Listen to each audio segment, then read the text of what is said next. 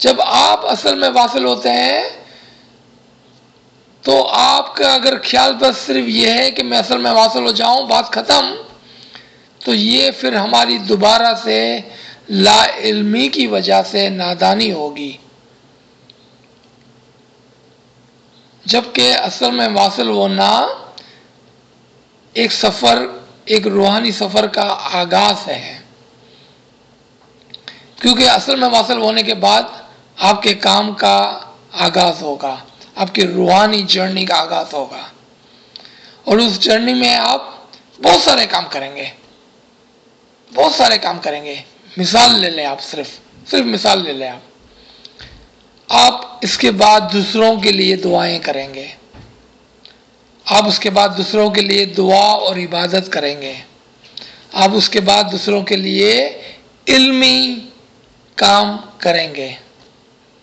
کیونکہ وہ جو آپ نے حاصل کیا اصل میں واصل ہوتے وقت، یہ آپ کی ایک انکم ہو گئی، آپ کی یہ ایک ارننگ ہو گئی. اب اس ارننگ کا 10 بھی تو نکالنا ہے کہ نہیں نکالنا ہے؟ اگر آپ کی کوئی انکم ہوتی ہے، کوئی حاصل ہے، تو اس کا 10 نکالنی ہوتی ہے اس کی. اب آپ نے جو روحانیت میں حاصل کیا ہے اس کی 10 بھی تو نکالنی ہے، یعنی کہ اس کو غریبوں کو دینا بھی تو ہے، کہ سب خود ہی کھا جانا ہے؟ نہیں، یہ ہمارا مذہب نہیں ہے. ہمارا مذہب کہتا ہے کہ جب آپ کے پاس کوئی انکم ہو، جب آپ کو کچھ حاصل آئے، تو آپ اس کی زکوٰۃ نکالیں، آپ اس کی 10 نکالیں، آپ اس کے اندر برکت لائیں. اب یہاں پر یہ عجیب بات ہے، آپ امام میں فنا ہو چکے ہیں، آپ اصل میں واصل ہو چکے ہیں، لیکن اب میں کہہ رہا ہوں کہ آپ 10 ڈال کر اس کی زکوٰۃ نکال کر آپ اس کو شیئر کر کے اس کے اندر برکت لائیں. کیوں کہ جتنا علم آپ کسی کو دیتے ہیں اتنا زیادہ علم آپ کی طرف لوٹتا ہے، برکت ہوتی ہے. جتنی روحانیت کے اندر آپ عبادت اور دعائیں دوسروں کے لیے کرتے ہیں، دوسروں کے لیے کرتے ہیں، اتنی زیادہ عبادت اور دعائیں آپ کی طرف لوٹتی ہے، اس میں برکت ہوتی ہے. یہ ہے ہمارے طریقے کا نچوڑ اور خیال اور کانسیپٹ. اصل کہ ہمارا سفر ختم نہیں ہو جاتا ہے اس وقت، بلکہ ہمارا ایک روحانی سفر کا آغاز ہوتا ہے وہاں پر جا کر. مجھے بہت اچھی طرح یاد ہے، کچھ سال قبل ناچیز آپ ہی کے گروپ کے اندر، شاید سکینہ کے گھر پہ یا نیوین کے گھر پر ایک سوال پوچھا تھا کہ آپ بار بار کہتے ہیں ہمیں اصل میں واصل ہونا ہے، ہمیں اصل میں واصل ہونا ہے، ہم اصل میں واصل ہونا چاہتے ہیں. تو ناچیز نے کہا اس کے بعد کیا؟ اس کے بعد کیا؟ تو آپ نے فرمایا کہ بس اصل میں واصل ہو گئے، پھر بات ختم ہو گئی. نہیں نہیں نہیں، یہاں سے تو روحانی سفر کا آغاز ہوتا ہے. دس از جسٹ اے بگیننگ، یہ صرف شروعات ہے، یہ سفر کا اینڈ نہیں ہے.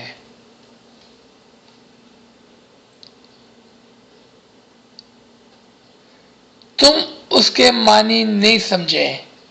پیغمبروں نے جو مثالیں فرمائی ہے ان کے معنی جو عقل اور دانا ہے وہ سمجھیں گے.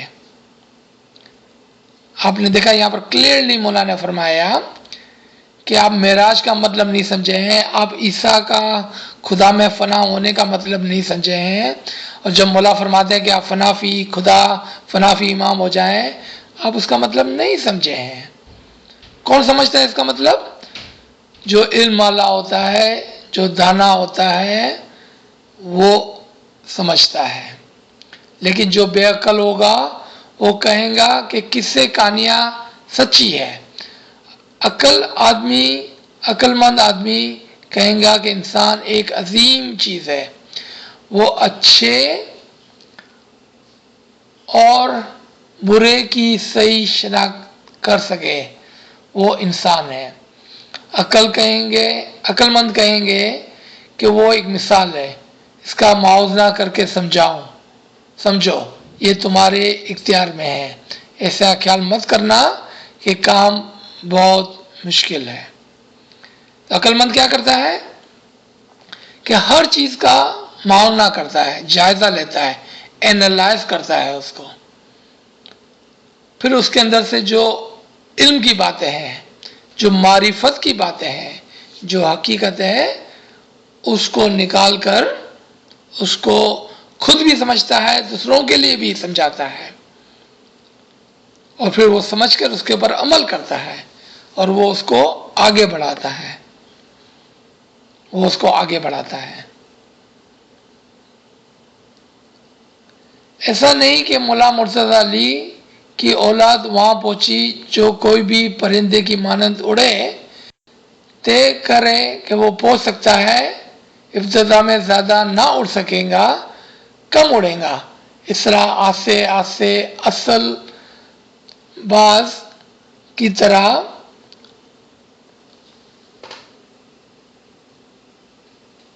یہ کیا ورڈ ہے، شاید میرے اس میں مٹ گیا ہے، اصل باز کی طرح بن جائے گا اور صحیح طرح پرواز کرے گا. ان تمام باتوں کا خیال کرو. اس میں پرندے سے کوئی بھی مقصد نہیں. اگر پرندے سے مقصد ہوتا تو ہم تم کو نہ کہتے. مولا ایک پرندے کی مثال دیتے ہیں کہ جو اصل میں ہے، جو ملا مرتضی علی کی مثال پر چلتے ہیں، وہ پرندے کی طرح اڑتا ہے. لیکن یہاں پر پرندے خالی ایک مثال ہے، اس کو اصل نہ سمجھنا. آپ کے کوئی پر نہیں لگ جانے والے ہیں. آپ کے پر کیا ہے؟ ایک مومن کے پر کیا ہوتے ہیں جس سے وہ اڑے؟ کسی کو یاد ہے کہ ناچیز نے ایک مرتبہ کہیں پر آپ کو بتایا تھا اور سمجھایا تھا کہ ایک مومن کے پر کیا ہوتے ہیں جس سے وہ اڑتا ہے؟ ایک مومن کے پر اس کی تسبیحات ہوتی ہے. جتنی زیادہ تسبیحات آپ کے پاس ہوگی، اتنے مضبوط، اتنے بڑے اور اتنے زیادہ پر، زور والے پر آپ کے پاس ہوگے. اگر آپ ایک ہی تسبیح کریں گے تو ایک پر سے آپ گول گول گول گول گول گھومیں گے. لیکن آپ کے پاس دو پر ہوگے تو آپ آگے بڑھیں گے. آپ کے پاس دو بڑے پر ہوگے تو زیادہ آگے بڑھیں گے. دو مضبوط پر ہوگے تو زیادہ بلندی کی طرف جا سکیں گے. تو دو کیوں، چار پر ہوگے تو چار پروں سے آپ اڑیں گے، زیادہ بلندی کی طرف جائیں گے. چار پر یعنی کہ چار مضبوط تسبیحات. چار کیوں، 6 کیوں نہیں، 8 کیوں نہیں، 10 کیوں نہیں، 12 کیوں نہیں؟ جتنا اپنے پروں کو مضبوط کریں گے اتنا زیادہ بلندی کی طرف اڑیں گے. ورنہ یہاں پر پرندے سے کوئی مقصد نہیں. اگر پرندے سے مقصد ہوتا تو مولا ہمیں نہ فرماتے، یہ فرمان کسی پرندے کو کرتے. دین یہ ہے کہ غلط خیال نہ کرنا. خدا نے تمہیں پیدا کیا، تم خدا کو سجدہ کرو. اس میں خدا کو کیا فائدہ؟ خدا صرف ایک میں نہیں ہے، خدا ہر جگہ ہے. اسے خوش کرنا وہ بہتر ہے. جب تمہارے دل خوش رہے تب خدا بھی خوش رہے. یہاں پر ہم روکیں گے کہ خدا ہر جگہ پر موجود ہے. چونکہ خدا آپ کے دل میں ہے، آپ کی روح میں ہے، تو آپ کو اپنی روح کو خوش کرنا ہے، آپ کے اپنے دل کو خوش کرنا ہے، جس سے خدا کی خوشی ہے، جس میں خدا کی خوشی ہے. کیونکہ خدا آسمان پر ہے ایسا نہیں ہے، خدا آپ سے دور ہے ایسا نہیں ہے، خدا تو آپ کے اندر ہی ہے، وہ تو آپ کے قریب ہی ہے. آپ کو زیادہ دور جانے کی ضرورت نہیں ہے. آپ کو اپنی روح کو پہچان کر خدا کو پہچاننا ہے. آپ کو اپنی روح کو آزاد کرا کر امام کے اندر ایک ہونا ہے. اور آپ کو امام کے ساتھ مل کر پھر کام کرنا ہے جس میں امام کی خوشی ہو. تو یہاں پر میں روکتا ہوں تاکہ ہمارے پاس وقت ہو ڈسکشن کا، سوالات کا، اور جو بھی آپ لوگ چاہیں. جی بسم اللہ. مولا علی مدد رشیدہ صاحبہ. وہ آپ نے وہ ریویژن میں بولا تھا نا 4 اسم، ذرا وہ سمجھاؤ نا 4 اسم کیا ہوتا ہے؟ 4 اسم کی کون سی بات کر رہے ہیں آپ؟ مجھے یاد دلائیں. آپ نے ریویژن میں دیا ہے نا، ریویژن میں وہ جو بھجوایا ہے نا اس کے اندر. اچھا ایک اسم نہیں، ہاں ایک اسم نہیں، 2 اسم بھی نہیں، 4 اسم ہو سکتا ہے. جی جی جی اچھا. مجھے آپ عبادت اور اسم اعظم کے اندر جو لیکچر کے اندر جو ناچیز نے بتایا ہے اس کی بات کر رہے ہیں. جی ٹھیک. دیکھیں کہ آپ کشتی یا آپ چھوٹی سی کوئی بوٹ بنا لیں، آپ کے ہاتھ میں ایک کنو ہو اور ایک ہی چپو ہو، تو ایک چپو سے اگر آپ کشتی کو چلائیں گے تو کشتی کہاں جائیں گی آپ کو پتا ہے؟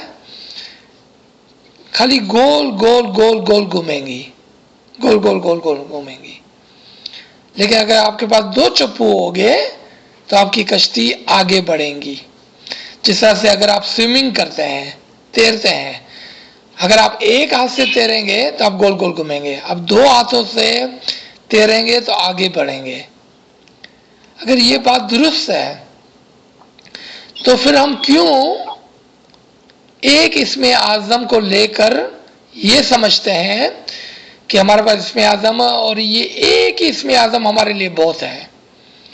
جیسا کسی نے لاسٹ ویک پوچھا تھا کہ کیا ہم صرف اپنا ایک اسم اعظم نہیں پڑھ سکتے ہیں؟ ہم کو تسبیحات پڑھنے کی کیا ضرورت ہے؟ چونکہ ہاں آپ بالکل اپنا ایک اسم اعظم پڑھ سکتے ہیں، کوئی منع نہیں کرتا ہے، لیکن مولا ہی کے فرمان کو آپ سنیں اور آپ کے ہی جماعت خانے کا، گارڈن جماعت خانے کا فرمان. مولا نے یہ بہت ہی عجیب طریقے سے ہمیں یہ بات سمجھائی. اگر آپ نے یہ فرمان سنا ہے، چونکہ آپ کے جماعت خانے کا ہے تو آپ کو یاد ہوگا. بیت الخال کا یہ فرمان ہے اسم اعظم دیتے ہوئے. مولا فرماتے ہیں کہ آج آپ آئے ہیں، میں آپ کو ایک اسم اعظم دیتا ہوں، انشاءاللہ میں دوبارہ آؤں گا، اور اگر یہاں پر جو انڈر لائن ورڈ ہے اف، اگر، اور اگر آپ دوبارہ آئیں گے تو میں آپ کو دوبارہ ایک اور اسم اعظم دوں گا. پھر مولا یہاں پر رکتے نہیں ہیں، مولا کہتے ہیں اور اس کے بعد ایک اور اسم اعظم، اور اس کے بعد ایک اور اسم اعظم. دیکھا آپ نے؟ تو آپ کو کیا لگتا ہے کہ جو اعلیٰ درجے کے مومنین ہیں، منصور جیسے، نصیر جیسے، حضرت عیسیٰ جیسے، پیر صدر دین جیسے، کیا ان کے پاس صرف ایک ہی اسم اعظم تھا؟ نہیں، ان کے پاس ملٹیپل ایک اسم اعظم کا خزانہ ہوتا ہے ان کے پاس. اس کے بعد 2، 4، 6 اور اس سے زیادہ بھی اسم اعظم ہو سکتے ہیں،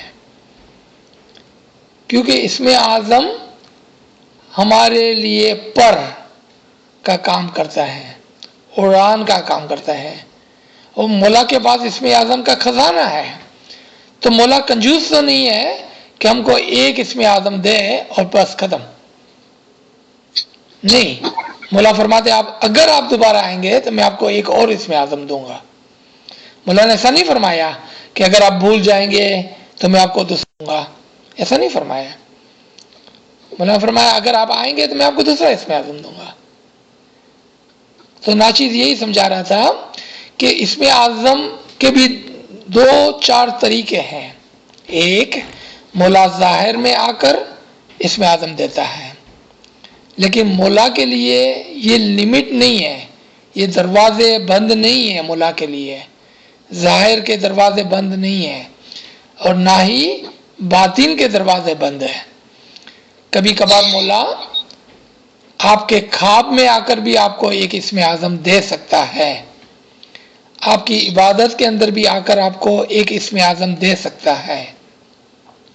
اب یہاں پر ایک سوال پیدا ہوتا ہے، اور شاید کسی نے پوچھا بھی تھا ایک مرتبہ اسی کلاس کے اندر، کہ میرا اسم اعظم جو بھی ہے، چلو ہم ایک قیاس آوری کرتے ہیں کہ ہمارا اسم اعظم علی ہے، لیکن جب میں علی علی علی علی پڑھتا ہوں تو اچانک سے وہ اسم اعظم علی محمد اللہ میں بدل جاتا ہے، تو اب میں کیا کروں؟ یہاں وہ علی کا اسم اعظم سبحان اللہ میں بدل جاتا ہے، الحمدللہ میں بدل جاتا ہے، کسی اور اسم میں بدل جاتا ہے، تو میں کیا کروں؟ اگر امام آپ کو ایک نیا اسم اعظم دینا چاہتا ہے تو وہ کیا کریں گا؟ وہ بباطن آپ کے اسم اعظم کو بار بار بدلیں گا، بار بار بدلیں گا۔ یاد رکھیں کہ آپ کا اسم اعظم وہی ہے جو مولا نے آپ کو دیا ہے، تو آپ ہمیشہ اس کا آغاز یا علی یا علی یا علی سے کریں گے اگر وہ آپ کا اسم اعظم ہے۔ پھر اگر مولا چاہے تو اس اسم اعظم کو بدل کر آپ ہی کی زبان سے دوسرے اسم اعظم کو پڑھا ہے آپ سے، اور اس میں آپ کا زور نہیں چلتا ہے، وہ آٹومیٹک ہوتا ہے، خود بخود ہوتا ہے، خود کار ہوتا ہے، اور وہ بدل جاتا ہے۔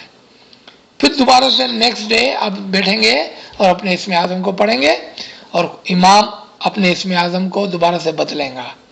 تو امام کے پاس بہت سارے طریقے ہیں۔ علم والا جو شخص ہوگا، علم والا جو شخص ہوگا وہ فوراً سے سمجھ جائے گا کہ مولا نے نوازش کی ہے دوسرے اسم اعظم کی۔ پھر 2 4 6 مہینے کے بعد اگر آپ کی ترقی ہوتی ہے تو دوبارہ سے وہ اسم اعظم بدل جاتا ہے۔ اب عقل والا آدمی سمجھ جائے گا کہ مولا نے مجھے تیسرے اسم اعظم کی نوازش کی ہے۔ لیکن کوئی ضدی آدمی ہوگا تو وہ کیا کہیں گا کہ نہیں، میں اسی اسم اعظم کو پڑھوں گا جو مولا نے مجھے ایک مرتبہ دیا تھا بس، اور وہ دوسرے اسم اعظم کو ریفیوز کرتا ہے، اگنور کرتا ہے، جھٹلاتا ہے، اور یہ لا علمی کی وجہ سے ہوتا ہے۔ جی ہاں جس میں بہت اچھا سمجھا ہے، بہت اچھا۔ شکر الحمدللہ۔ مگر زیادہ پڑھنی چاہیے، ہاں دن سمجھ کے میں آ وقت رہا ہے نا تسبیحات کو زیادہ پڑھیں، اور رات کے وقت اپنے اسم اعظم کو زیادہ پڑھیں۔ اور اسم اعظم کے پڑھنے کے لیے ایک درخواست اور ہے کہ 4 بجے اٹھنے کی جو عادت ہے وہ غلط ہے، آپ 3 بجے اٹھیں، 3 بجے اٹھ کر آپ اس کی پریکٹس کا آغاز کریں تاکہ 4 بجے تک آپ مضبوط ہو جائیں۔ جی ٹھیک ہے، ٹھیک، صحیح ہے، تھینک یو۔ بہت شکریہ آپ نے پوچھا۔ اور کوئی؟ ہاں اچھا، تو کیا 3 بجے اگر اٹھ جاتے ہیں تو 3 بجے اٹھ کے ہم کو تسبیح پڑھنی ضروری ہے، یا فرمان پڑھے، یا سیدھا اسم اعظم پر بیٹھ جائیں؟ اچھا، آپ دیکھیں، آپ کچھ بھی کر سکتے ہیں، ان تینوں میں سے کچھ بھی کر سکتے ہیں، لیکن میرے خیال میں آپ تینوں میں سے کچھ بھی کر سکتے ہیں، اس میں کوئی بھی غلط بات نہیں ہے، لیکن صرف ناچیز کا یہ خیال ہے کیونکہ ہم کو اپنا دھیان اسم اعظم میں لگانا ہے، تو اس کے لیے جو طریقہ کار ہونا چاہیے وہ یہ ہونا چاہیے کہ پہلے اٹھ کر کچھ تسبیحات کریں، 1 2 3 15 20 منٹ کے لیے، اور پھر گریہزاری کریں۔ گریہزاری کرنے سے یہ فائدہ ہوتا ہے کہ آپ کا دھیان جو ہے وہ اب پورا کا پورا امام کے ساتھ لگا ہوا ہے، اور اس کے اوپر پھر آپ کو ٹائم دیکھنے کی ضرورت نہیں ہے کہ 4 بج گئے کہ نہیں بج گئے، بس جیسا ہے آپ کا دھیان لگ جائے امام کی طرف، آپ اپنا اسم اعظم جاری کر دیں، آپ اپنا اسم اعظم جاری کر دیں تاکہ وہ اسم اعظم آپ کو ایک گھوڑے کی طرح اوپر کی طرف لے جائے۔ یہ طریقہ ہونا چاہیے، لیکن آپ کچھ بھی کر سکتے ہیں، اس میں کوئی بھی خرابی نہیں ہے، کیونکہ فرمان پڑھنے کے لیے ہمارے پاس پورا دن ہے۔ ہم کر سکتے ہیں یہ، رائٹ. رات کو ویسے بھی نیند میں آنکھیں بند ہوتی ہے، تو بہتری یہی ہے کہ اپنی آنکھوں کو بند ہی رکھیں اور دل میں تسبیحات، گریہ وزاری اور اسم اعظم کا ورد کریں، تاکہ ہمارا دھیان، ہمارا فوکس پورا امام کی طرف ہو. ایک سوال. جی سکینہ. ہاں، آپ نے کہا نا کہ اصل مقام پر پہنچ کر واپس آئے، تو یہ پتہ کیسے چلے؟ پتہ پتہ نہیں سوال غلط ہے یا کیا ہے. ہاں کوئی بات نہیں ہے. لیکن میں نے کل چلیں ہم آپ کے سوال کو پہلے درست کر کے اچھا سوال پوچھتے ہیں کہ جب ایک مومن امام کے نور میں اصل میں واصل ہو جاتا ہے تو اس کو کیسے پتا چلے اور وہ کس طرح سے واپس آتا ہے؟ یہ دو سوال ہے. پہلا سوال کہ جو مومن امام کے نور کا دیدار کرتا ہے، جب پہلی مرتبہ اس کو ایک جھلک نظر آتی ہے تو وہ تو صرف ایک پہلی جھلک ہے، ابھی تک وہ نور کے اصل میں واصل نہیں ہوا ہے. اس کی مثال سے ہم سمجھیں گے، ٹھیک ہے؟ کیونکہ روحانیت کے اندر سمجھانا بہت مشکل ہے، لیکن مثالوں سے ہم آرام سے سمجھ سکتے ہیں. کہ جیسا کہ آپ جو گارڈن میں رہتے ہیں یا آپ جو پلیٹینم میں رہتے ہیں، جب آپ کبھی گارڈن جاتے ہیں، بڑے جماعت خانے کو باہر سے دیکھتے ہیں، تو آپ کہہ سکتے ہیں کہ میں گارڈن جماعت خانے گئی، لیکن آپ گارڈن جماعت خانے کے باہر کھڑے ہوئے تھے. پھر آپ کہیں گے کہ میں گارڈن جماعت خانے گئی، آپ نیچے صرف شوز کمپنی کے پاس کھڑے ہوئے ہیں. پھر آپ کہیں گے کہ میں گارڈن جماعت خانے گئی، آپ پہلی منزل پر گئے. پھر آپ بیت الخلا کے اندر دوسری منزل پر گئے ہیں، کسی بڑی مجلس کے اندر آپ تیسری منزل پر گئے ہیں. اس میں فرق کتنا ہے دیکھیں آپ آغا خان پارک کے سامنے کھڑے رہ کر بھی گارڈن جماعت خانے کو دیکھ سکتے ہیں، اور آپ کہہ سکتے ہیں کہ میں گارڈن جماعت خانے گئی تھی. کہہ سکتے ہیں نا ہم آرام سے. یہ ہے امام کے نور کی پہلی جھلک دیکھنا. پھر آپ گارڈن جماعت خانے کے اندر تشریف لائے، جہاں پر باغیچہ ہے، جہاں پر فاؤنٹین ہے. آپ کہہ سکتے ہیں میں گارڈن جماعت خانے گئی. آپ امام کے نور کو ایکسپیرینس کرتے ہیں، اس کے اندر داخل ہوتے ہیں. ابھی تک آپ اوپر کی منزل پر نہیں پہنچے ہیں، آپ اصل میں واصل نہیں ہوئے ہیں ابھی تک. آپ صرف اس کے ایکسپیرینس کو، اس کو دیکھ کر اس کو انجوائے کر رہے ہیں. آپ جس کو قرآن کے اندر پہلا آسمان کہا گیا، پہلی سیڑھی کہا گیا. دو مثالیں، پہلا آسمان، پہلی سیڑھی. پھر آپ پہلی منزل پر چڑھتے ہیں.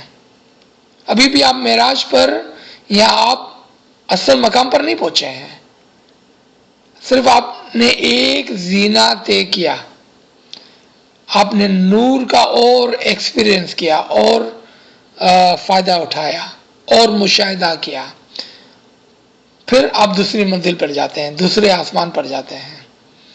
آپ نور کے اندر اور چسپان ہو گئے، نور کے اندر اور شامل ہو گئے. پھر آپ تیسری منزل پر جاتے ہیں. کرتے کرتے کرتے کرتے آپ آخری منزل پر چڑھ جاتے ہیں. اب آپ کے پہلے سوال کا جواب آ گیا کہ اس کو کیسے پتہ چلے.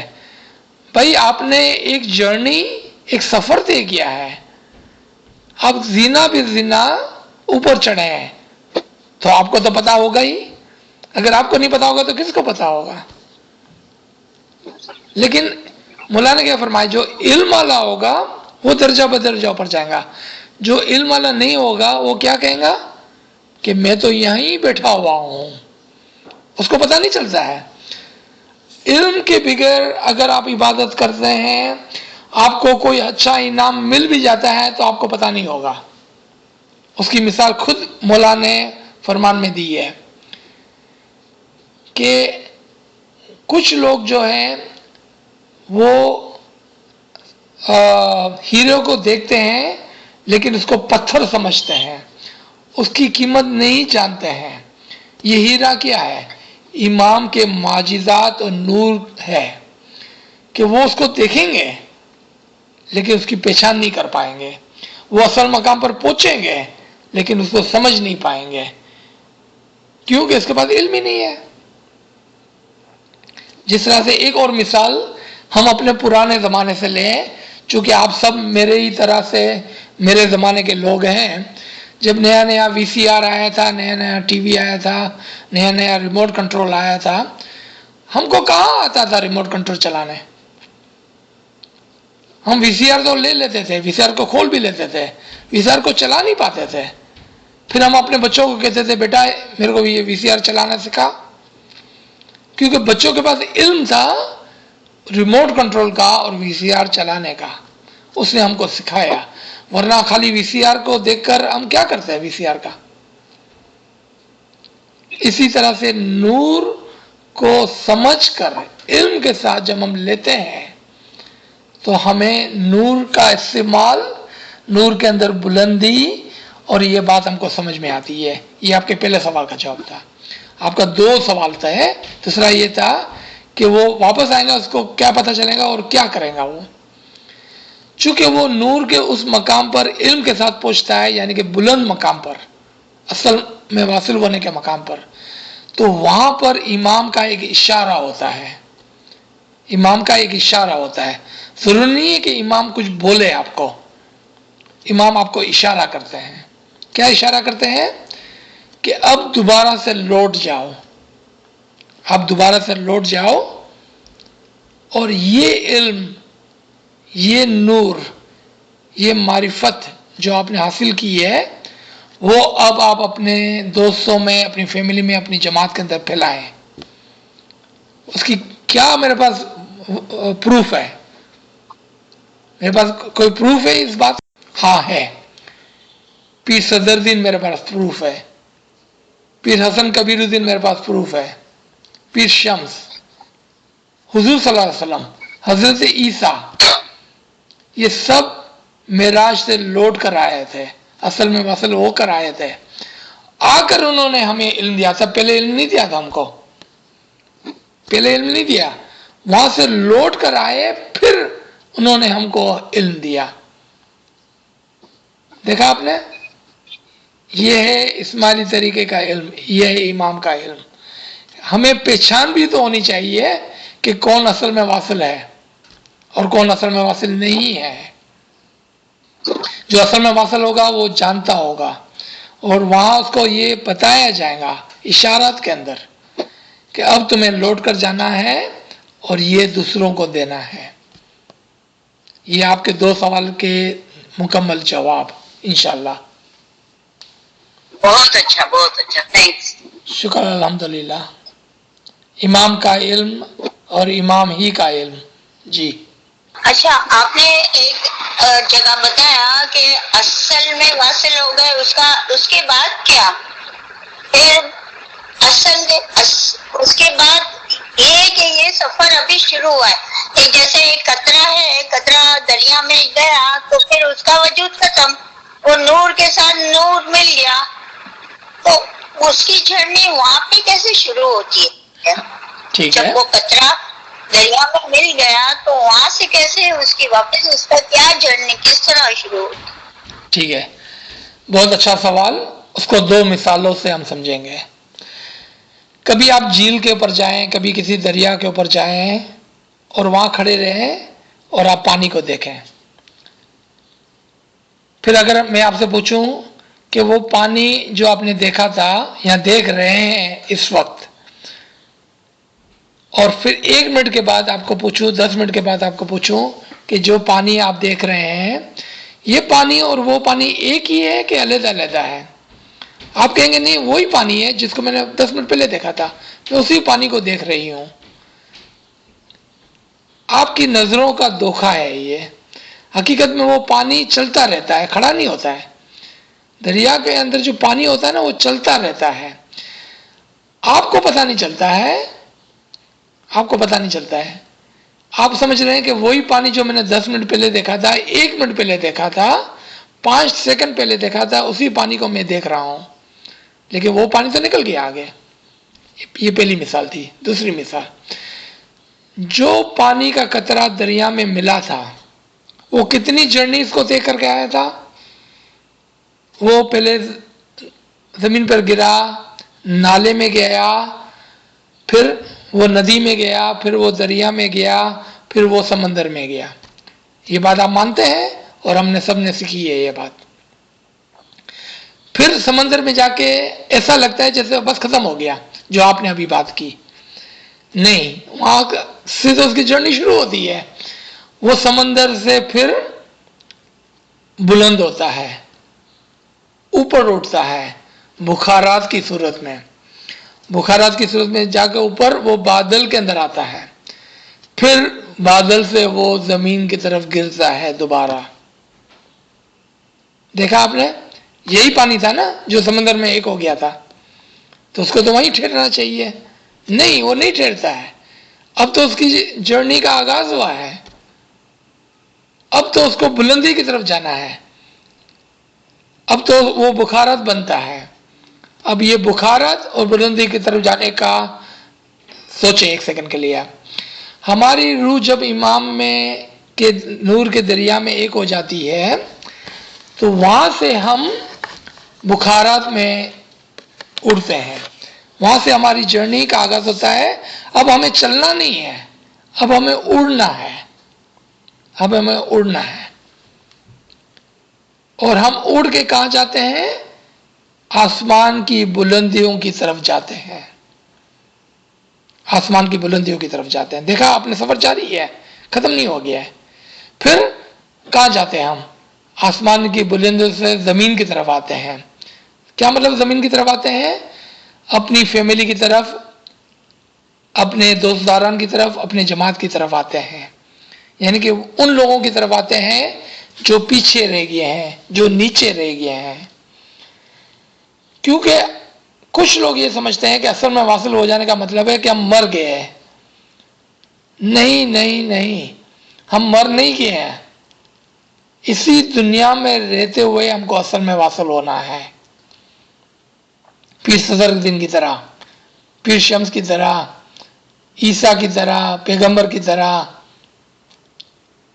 پھر اسی دنیا میں رہ کر، یعنی کہ آسمان سے دوبارہ لوٹ کر نیچے آ کر انہوں نے کیا کیا؟ آپ اس کو دیکھیں نا، آپ پیروں کو دیکھیں، انہوں نے کیا کیا؟ جب وہ وصل سے لوٹے تو کیا کیا انہوں نے؟ کیا وہ اپنے گھر میں بیٹھے تھے کہ انہوں نے باہر نکل کر کتنا سفر دے کر، کتنی تکلیف اٹھا کر جماعت کو اوپر لانے کی کوشش کی؟ یہ ان کا روحانی سفر تھا۔ جی ہاں جی جی صاحب، رشید صاحب، ہاں میں یہ بولتی ہوں، تو پھر 313 مومن اور اس میں فرق ہوتا ہے؟ نہیں، کوئی فرق نہیں ہوتا ہے۔ دنیا میں ہر ہمیشہ 313 مومن اصل میں واصل ہو کر اس دنیا کے اندر جیتے ہیں۔